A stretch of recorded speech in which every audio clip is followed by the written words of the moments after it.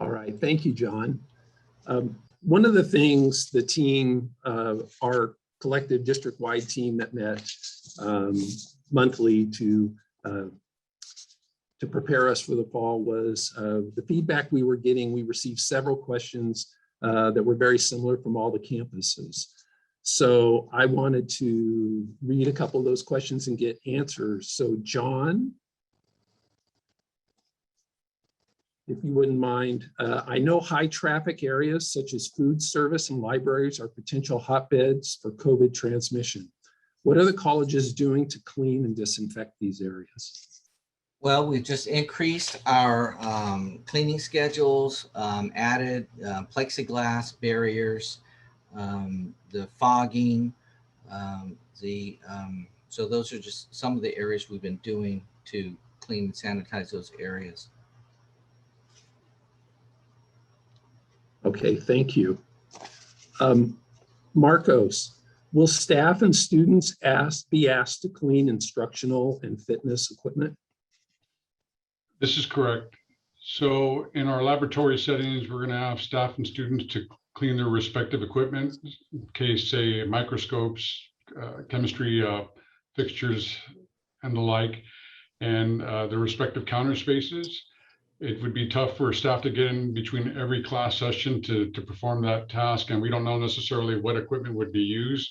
So we're going to ask for collaboration from our students and staff in conjunction with our athletics department and sport programs or PE classes. It would be that same scenario as well. We would ask for that assistance. The M&O departments or custodial departments will continue their daily cleaning of the facilities. And so that's the protocol that we're looking at this point. Okay, thank you, Marcos.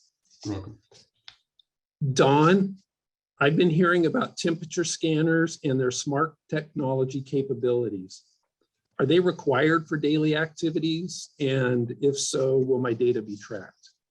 No, they're not required. I know some of the campuses do have them, and they have some have the stand-up scanners and some have the handheld scanners, and they're not required. What is kind of encouraged is the daily check-in on the app. So it has a spot in there. If you have a fever or something, you can check in on that app. That helps everybody out right there. And so it's kind of a thing you self-check yourself daily. And the data won't be tracked. It'll be kept like in that app. If we had an incident or breakout, that information would help us to respond to a breakout or an instance where somebody thought they had a COVID-related case.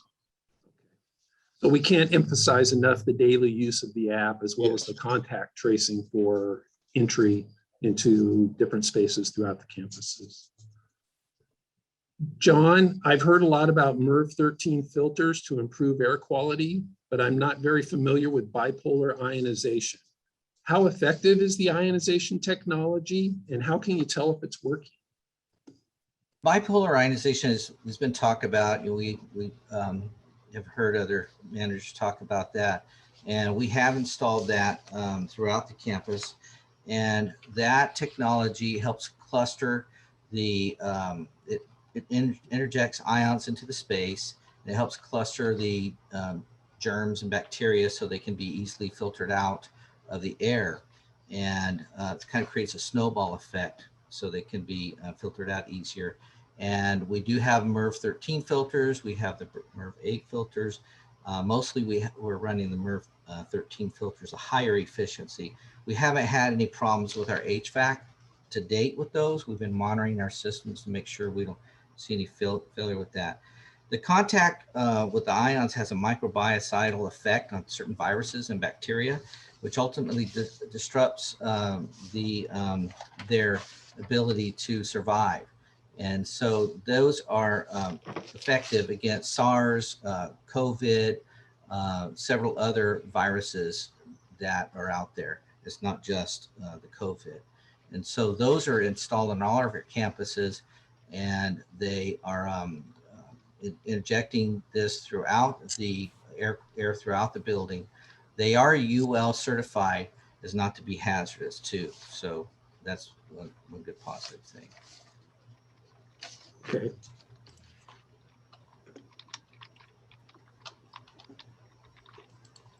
Thank you, John.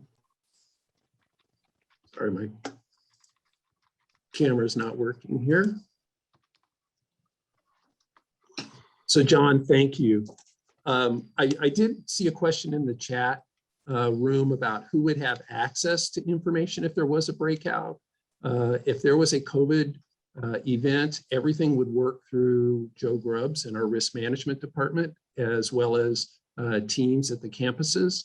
So if there's already an established protocol in coordination between those two. Marcos, what is the process if a staff or student suspects or has an immediate health concern regarding COVID?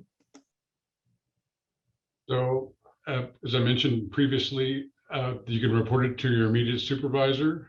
We do have the wellness staff on campus. We do have a COVID response team on campus.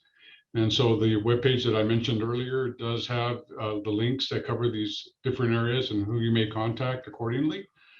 And so the college has done extensive work in having this prepared for everybody and what that may look like. If you have questions just on general protocol, I would just highly recommend that you follow this webpage accordingly. That way, as things change, you're up to date. Okay. All right, thank you, Marcos. Thank you.